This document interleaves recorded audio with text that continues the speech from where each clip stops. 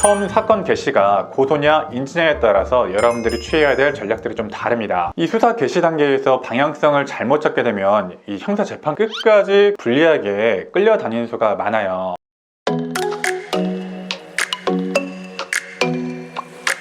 네, 안녕하세요. 현창윤 변호사입니다. 자, 여러분의 평온한 일상, 그 일상이 갑자기 깨지는 때가 있죠. 어느 날 갑자기 예상치도 못했던 범죄에 휘말리는 경우가 있습니다. 사실 대부분의 여러분들은요, 형사 절차에 대한 막연한 두려움을 갖고 계세요. 이 수사가 어떻게 개시가 되었고 앞으로 어떤 절차가 남아있고 또 어떻게 종결이 되게 되는지 형사 절차적인 지식이 없기 때문에 그런 두려움이 발생할 수 있습니다. 자, 이번 영상에서는 이 형사 절차가 어떻게 개시가 되고 또 어떻게 끝나게 되는지, 특히 경찰 수사의 시작과 끝, 그 목적을 함께 알려드리도록 하겠습니다. 사실 형사 절차를 처음 겪어보신 분이라면요, 이 형사 절차에 대해서 두려움을 갖는 것은 당연한 일입니다. 특히 수사가 개시되고 얼마 되지 않은 시점에 해야 될 것들이 많이 있거든요. 막연하게 이 형사 절차가 두렵다고 소극적으로만 대응하게 되면요, 여러분에게 유리한 증거를 제출하지 못한다거나 꼭 해야 할 말을 못한다거나 해야 될 법리적인 주장을 못해서 억울하게 되시는 경우가 많이 있어요. 이 형사 절차에서 가장 좋은 건요, 수사 단계에서, 특히 경찰 단계에서 끝나는 것이 가장 좋습니다. 형사 재판까지 갔을 때보다 수사 단계에서 불송치 또는 불기소를 받는 것이 훨씬 더 확률도 높고 훨씬 더 단기간에 이 고통스러운 기간을 단축시키는 길이라고 설명을 드립니다. 그러니까 이 형사 절차, 특히 이 경찰 수사를 받는 단계를 단순히 여러분을 처벌하기 위한 절차라고 생각하지 마시고요, 만약 억울한 점이 있다면 그 억울함을 밝히는 단계, 또 여러분이 주장해 보셔야 될 게 있다면 적극적으로 주장해 볼 수 있는 그런 단계라고 생각하시면서 적극적으로 대응하시는 것을 추천드립니다. 또 만약에 여러분에게 책임이 있다면 전략적으로 분석을 좀 해보고 이 형사 재판까지 내가 어떤 태도를 취해야, 또 어떤 준비를 해야 내가 책임져야 될 부분 이상의 좀 과도한 책임을 지지 않게 될지, 또 내가 책임을 질 부분이 있다고 하더라도 정상 참작할 만한 사유들을 충분히 설명할 수 있을지, 그런 부분에 대해서 초기 전략을 잘 구상하시는 것이 바로 이 형사 수사 단계라고 볼 수가 있을 겁니다. 자, 그런 점에서 이 수사가 개시된 시점은 굉장히 중요하고요, 또 어떻게 수사가 개시된 건지도 한 번쯤 확인해 볼 필요가 있습니다. 이 수사 개시 단계에서 방향성을 잘못 잡게 되면 이 형사 재판 끝까지 불리하게 끌려다니는 수가 많아요. 그렇기 때문에 이 수사가 개시된 시점부터 우리가 획득 가능한 자료들을 잘 모으고 형사 재판까지 어떻게 끌고 갈 수 있을까, 그거를 분석을 해 보셔야 되는데, 수사 개시 단계에서는 막연한 두려움이라든가 아니면 막연한 기대감이라든가 이런 것 때문에 오히려 어떤 법률 상담이라든가 변호사 선임을 꺼려하시는 경향이 있어요. 아주 잘못됐죠. 늘 말씀드리지만 이 수사 개시 단계에서 변호사 상담을 하고 변호사 선임도 고민을 해보셔야 오히려 나중에 형사 재판 단계에서 부랴부랴 변호사 선임하고 어떤 법률 상담 하시는 것보다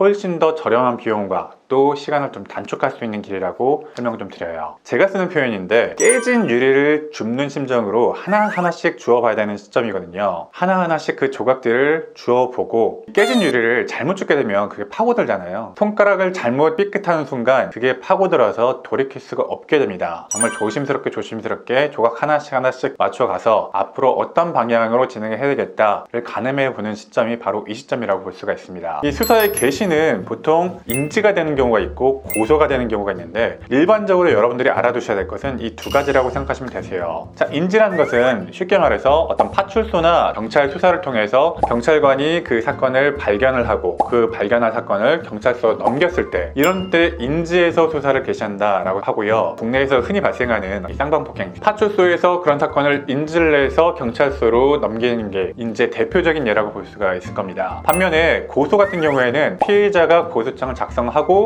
그걸 고소장을 경찰서에 제출했을 경우에 그렇게 수사가 개시된 것을 고소사건이라고 해요. 사실 인지사건과 고소사건의 경우에는요, 절차적으로 약간 좀 다를 수가 있어요. 경찰 내부적으로 수사보고를 쓰거나 절차적으로 종결시킬 때 해야 되는 절차적인 것들이 다르기 때문에 각각마다 장단점이 있긴 한데, 피해자의 경우에는 가능하면 고소사건은 처리되기를 원하기도 하죠. 피해자의 경우에는 민원 제기를 한 것으로 해서 제 인지가 됐을 경우하고, 우리가 고소장을 직접 제출해서 이제 고소사건이 되었을 경우하고 받을 수 있는 통지라든가 그런 권한 재판들이 제한이 되는 경우가 있어요. 고소 쪽이 훨씬 더 피해자로서의 권리가 좀 확보가 되어 있는 편이죠. 반대로 말하면 피의자, 지금 피고소를 당하신 입장에서는 고소를 당했다면 대항하는 상대방이 있는 것이기 때문에 그 피해자 또는 그 고소인의 고소장이라든가 변호인 의견서에 촉각을 곤두세워야 되겠죠. 처음 사건 개시가 고소냐 인지냐에 따라서 여러분들이 취해야 될 전략들이 좀 다릅니다. 그리고 수사가 진행되는 과정에서는 수사관은 이런저런 레퍼토리에 따라서 정해진 수사를 진행하도록 되어 있어요. 이 수사는 여러분들이 보시기에는 막 이루어지는 것 같지만 사실은 일정한 끝을 향해서 달려가고 있는 겁니다. 그게 수사의 목적이에요. 결국 수사의 끝에는 일정한 수사 보고를 남기도록 되어 있는데 이 수사 보고를 하면서 송치를 할지 불송치를 할지 의견을 제시하도록 되어 있습니다. 검경 수사권 조정이라고 이제 입이 아프도록 많이 말씀드렸는데, 경찰 수사를 받은 입장에서는 경찰이 송치를 하냐 불송치를 하냐에 따라서 완전히 입장이 180도 달라지겠죠. 결국 이 경찰 수사의 목적은 그 수사의 끝에 결국 송치로 갈 것이냐 불송치로 갈 것이냐 결론을 내기 위한 과정이라고 생각하시면 되세요. 저희 같은 변호사의 경우에는 그 사건과 관련해서 어떤 수사가 이루어지는 데에 대한 레퍼토리를 어느 정도 좀 알고 있어요. 어떤 경우에는 압수수색이 이루어질 것이고 어떤 경우에는 거짓말 탐지기라든가 포렌식, 과학수사가 이루어질 수도 있겠다. 이런 것들을 대략적으로 좀 알고 있거든요. 그런 수사에 대한 예상을 통해서 이런 거짓말을 하시면 안 된다, 아니면 이런 것은 사실에 기반해서 강하게 좀 밀어붙여야 되겠다, 이런 제안을 좀 드리곤 해요. 결국 이 수사의 개시가 인주로 됐냐 고소로 됐냐, 입구가 두 개라고 일단 생각하시면 되시고요. 결국 탈출구는 딱 하나, 경찰 수사가 종결되는 시점에 불송치가 되느냐 송치가 되느냐, 이거를 위해서 모든 수사가 이루어진다고 보시면 될 것 같습니다. 결국 일단 수사가 시작이 되었다면 종결될 때까지 이 수사는 계속될 것이고, 어느 정도 정해진 이 수사의 레퍼토리 안에서 이 단계를 최선의 선택을 하면서 밟아가는 수밖에 없겠죠. 결국의 목적은 수사를 종결시키는 거잖아요. 수사를 종결시켜서 입증 자료가 있네 없네를 판단하는 것이 수사관의 몫이기 때문에 중간에 여러분에게 앞으로 다가올 이 절차마다 어떤 대응을 할 수 있을 것인가, 그걸 좀 가늠을 좀 해보고 미리 분석을 좀 해봐서 개시된 시점에 최종적으로 좋은 결과를 낼 수 있을 것인가, 이런 것들을 전반적으로 미리 전략을 세워놓으시고 대응하신 것이 일관성을 유지하고 여러분들에게 최선의 결과를 발생시켜 줄 것이다, 좀 이렇게 생각하시고 접근하신 것이 맞습니다. 제가 설명을 하다가 목이 좀 쉬었는데, 요즘 환절기라서 아프시는 분도 많고 감기 걸리시는 분도 많을 텐데 몸도 조심하시고, 여러분들이 좀 난처한 상황에 처했다면 변호사 상담도 해보시고 여러분들의 조언을 받으시면서 좀 슬기롭게 해결해 나가시기를 기원하겠습니다. 네, 오늘 저는 실전 범죄를 알려드리는 현변이었습니다. 여러분의 구독과 좋아요는 내가 영상을 계속 만들어 나가는데 큰 도움이 됩니다. 시청해서 감사합니다.